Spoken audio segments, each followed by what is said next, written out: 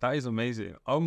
One thing that caught my eye was that obviously the title says music in colonial Punjab and it covers the period from 1800 to 1947. Now, most people probably listening to this when they think of colonial Punjab think of it under the British Raj, and obviously 1800 is just before it gets annexed.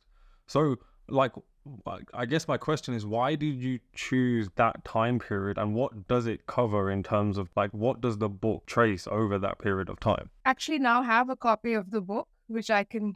The last time you were meant to speak, this hadn't arrived, so I finally have my author copies, and it's a great feeling.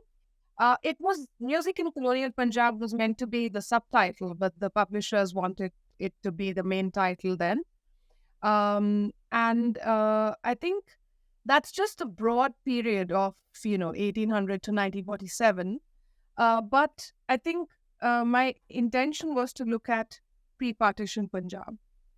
And obviously, this is already a very huge swathe of time. It's almost 150 years, uh, which is, which is already beyond most research gamuts, and which is why I don't cover everything. It's not possible to. Um, but I thought I would just do a bit of background on Maharaja Ranjit Singh's court because that is what predated colonialism. But it turned out that there was so much material that no one had cared to look at for the Ranjit Singh period that I ended up doing a whole chapter on Maharaja Ranjit Singh. And now others like Kirit James Singh, who's finished his PhD recently at SOAS, has done a whole PhD on Sikh music during Ranjit Singh's era and other such themes. So it's really exciting to have discovered all that. And so, yeah, research is a kind of unexpected, unpredictable journey. Just you mentioning Maharaja Ranjit Singh, I'm sure there's so much that you could tell us about, but kind of what are some of the standout characteristics that you would maybe stand out kind of facts that you researched just during kind of Ranjit Singh's period related to music, etc.? Well, I think at the outset, the obvious has to be stated, which is to say that he was a very, profoundly interested connoisseur of the arts, and of music and dance in particular. He used to listen to ragis and rawabis, and equally used to listen to bards and tawaif singing and dancing on a daily basis. So it was integral to his routine, in a sense, his daily life. But it was also important to his political life. So performances by his very, highly trained and highly well endowed, well remunerated courtesans was part of every political negotiation with all his political rivals, especially with the European rivals like the English East India Company.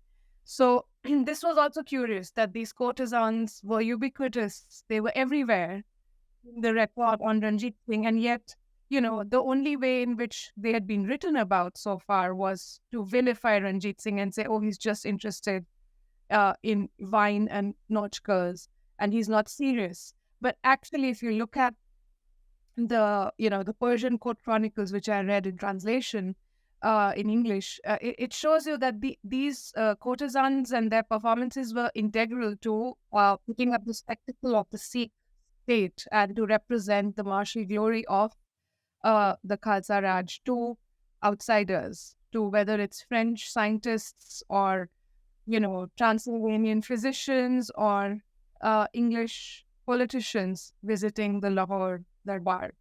So that in itself was an important thing to highlight, and to also say that there are records of him gifting handsome jagirs or land grants to the courtesans.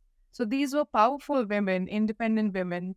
He even married two courtesans who were Muslim, and so they kind of was happy for them to continue practicing their faith, and they became patrons of schools of learning. And it was a very cosmopolitan time. This is what really excited me about the Ranjit Singh period. Like, while he was the first Sikh ruler and established the first Sikh empire, there was a lot of eclecticism at his court. And when you look at his sort of love stories with the two courtesan wives, Bibi Mora and Gul Begum, you find this very clearly because Bibi Mora also, she donated to temples, but she also, as a Muslim, practicing Muslim, she built mosques and she donated to Islamic schools of learning. So there was, and again, this is something which would surprise people, not on account of the Sikh Muslim thing, but on account of just courtesans being interested in religion. Because in today's perspective, we look at courtesans as, again, through an immoral lens. We see them simply as being sensuous or, concerned with the pleasures of the senses and the body. But there was a connection during this period and before it with the sacred as well. And that's something we have forgotten. And I hope that my book can hopefully revise our views about that. You've kind of already answered the next question I want to ask you, but I just kind of want to go a little bit deeper, which is obviously there's this, I guess, it's a misunderstanding of Ranjit Singh's period and of kind of the role dancers played in the court per se. And obviously, as you've already said, a lot of it is viewed as being kind of almost derogatory or kind of almost, there's almost an assumption that it's almost pornographic. It's almost kind of, it's so what is it? Yeah, dirty, and it's kind of like it's subhuman almost. Now, to a lot of people listening who may have a better understanding of history, they may kind of see through that, which is obviously the British writing at the time are kind of, there's this myth of them civilizing all of these different cultures, and obviously Ranjit Singh being painted as this kind of debauched king who's interested in all this weird and crazy dance obviously helps fulfill that. Yeah. How much of that is the case? I don't think, actually, I think it's almost entirely the kind of florid and very excessively, sort of vivid details about Ranjit Singh being super drunk and indulging in pleasures of the flesh and of, having alcohol. And, some of these people say he gave us liquid fire.